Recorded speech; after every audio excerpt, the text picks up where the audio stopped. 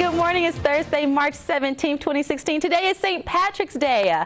Welcome to Delta Daybreak. I'm Candace Red. I'm Riley Hill. I'm going to pinch you, Riley. I have my green. And we already discussed that's not green, that's teal. I attempted to wear green. This is the closest I could get. I didn't realize until today that I didn't have on green. I have like no green at all. It's really inside my closet. Candace. Everyone was expecting you to I know. wear your green today. I'm so sad about that.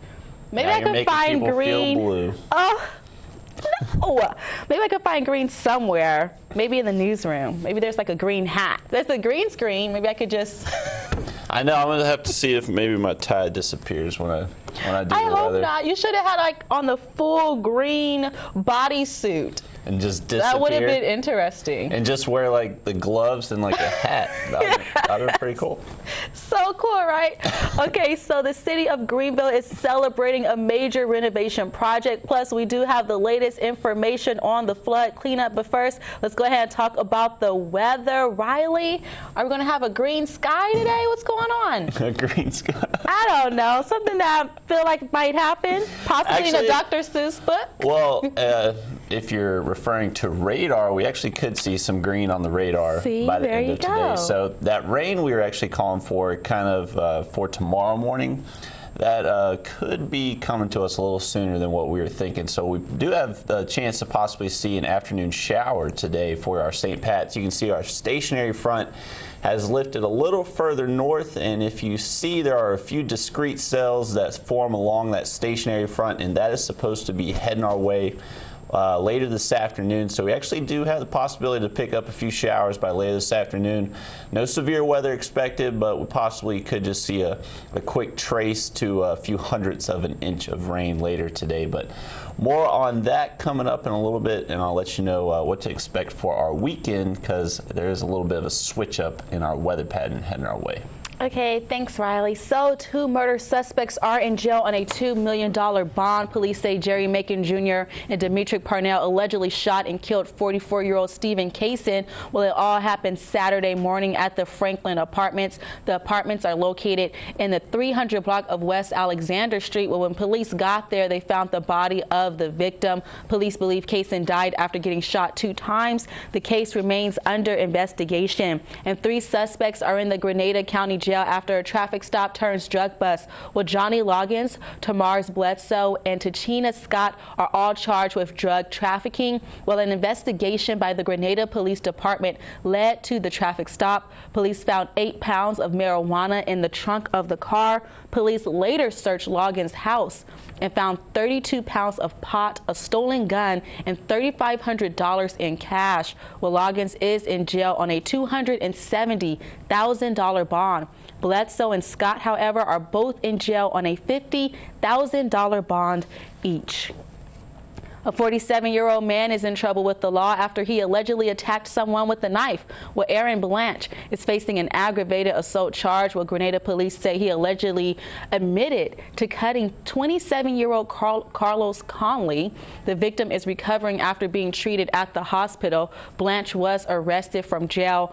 He was released from jail on his own recognizance. He's currently waiting for his first day in court. Grenada police need your help in finding a missing teenager. Well, 16-year-old Kristen Jackson has been missing since Saturday. Now, according to a police report, the family called Kristen's cell phone but did not get an answer.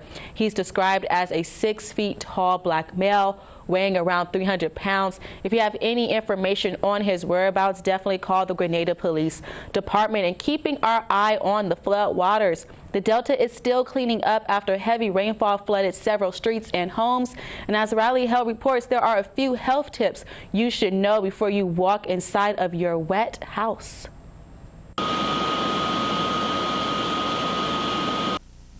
Returning home after a flood can pose some dangers to your health.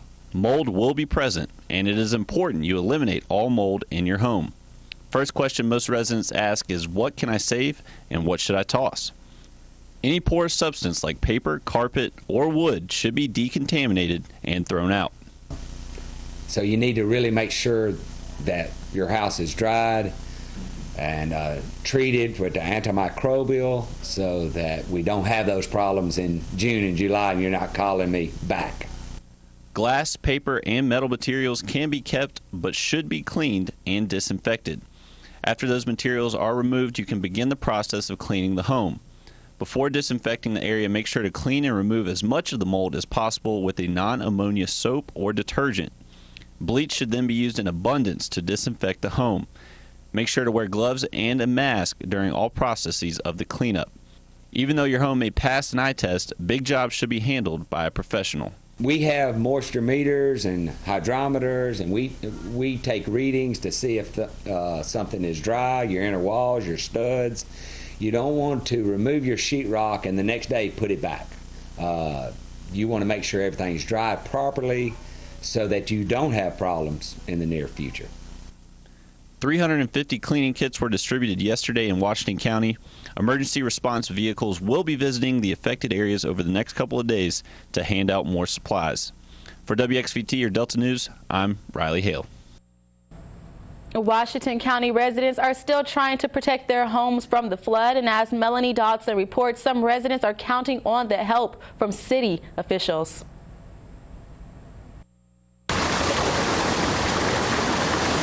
This is what many people are driving through on their daily commute. It's gotten bad. There's one spot on my road that'll get bad sometimes, but it's never gotten this bad since I've been here. County officials were alerted Tuesday of rising floodwater in some parts of Washington County. Now several homes in Hollandale are completely lost due to flood damage. We really didn't know that the levee wasn't around all of the houses. The levee was mainly around this house here. And this house belongs to Booker Allison. He says he's been keeping a close eye on the water. He tells us he's been placing sandbags around his home since last week. His neighbors not so lucky. Allison says he has not had this problem since 1971. Yeah, that when water was all the way from Rexwood, from the Delta City. No land or nothing, none but water. County officials say they've placed about 1,000 of these bags along Watson Road to protect the homes against flooding, each bag weighing about 60 pounds. We did great up until I think last night. Last night I think is where we ended up, and some of this water seeped into this home and then on the other home on the other end. Residents who live along the road say they are happy with the response from county officials. A lot of people from the county, there were like 7 or 8 work trucks out here, and they were sandbagging all of those houses down there and digging ditches to where the water could pump off and helping the people put pipes in their yard and pump the water out. In Washington County, Melanie Dodson, WXVT, your Delta News. The city of Greenville is gearing up for a major revitalization project. The project will bring more jobs to the heart and soul of the Mississippi Delta. This particular project is an economic development project. It will increase the local tax base and will create jobs. And so that's what we want to do. The city of Greenville plans on redeveloping the former Sears, Roebuck & Company store and 3 other buildings in downtown Greenville.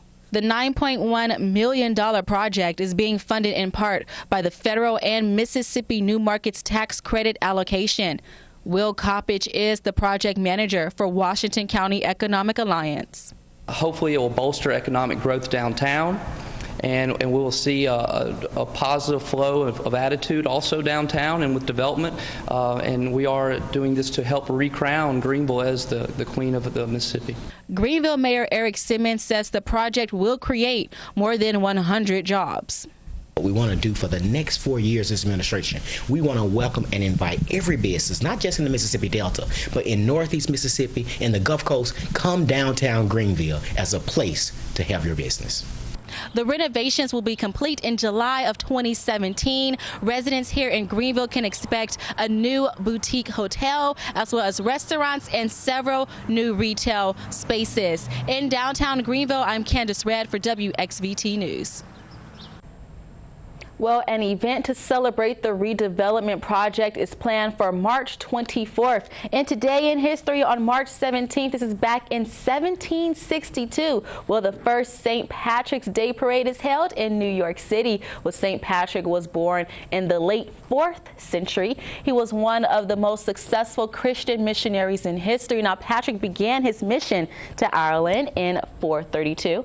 By his death in 461, the island was almost entirely Christian. Well, early Irish settlers to the American colonies brought the Irish tradition of celebrating St. Patrick's feast day to America. But where did all of the wearing green come from? That's my question. Ireland's pretty green. I don't know. I guess so. I don't know. Their flag has I have no green idea. in it. Okay, well, let's just say we don't know on that one, but we do want to know, are you going to wear green to recognize St. Patrick's Day? That's this morning's Delta Chat question. Be sure to leave a message on our Facebook page. Your comment will be read on air. Thanks for participating. As you can see, Riley has his green on, so I guess the answer to that is yes. He has his tie. I attempted to wear green. I'm sure if you all know your colors, this is not green, but this is the best I could do. I woke up, like I said earlier, and I realized I had no green in my closet. I'm kind of shocked by that. Yeah. Are your eyes green, Riley? Blue. See, your colors. Talking about needing to learn your colors. Well, they're quite dreamy, my dear. Okay, so are you going to wear green? I want to know. If not, if I see you, I shall pinch you. Where did that even come from? I'm blaming the kids for that one. Yeah, I think that was just an excuse to pinch somebody. Exactly. I'm wearing green. I know, but it's just so much fun. Okay, so if you're going to wear green, great. If not, I want to know why. Don't be a Debbie Downer. I was looking at some of the comments we already have, and someone said no. Someone was like, I swear, if one person pinches me, I'm losing it. Don't do it. Okay, well, I can't wait to read those comments coming up later on in the show. But first, let's go ahead and talk about the weather. Riley, I know a lot of people here in the Delta, they actually might be traveling down to Jackson, right, for the parade. Right. A lot of people love it down there when it comes to St. Patty's Day. Is it going to be some good weather?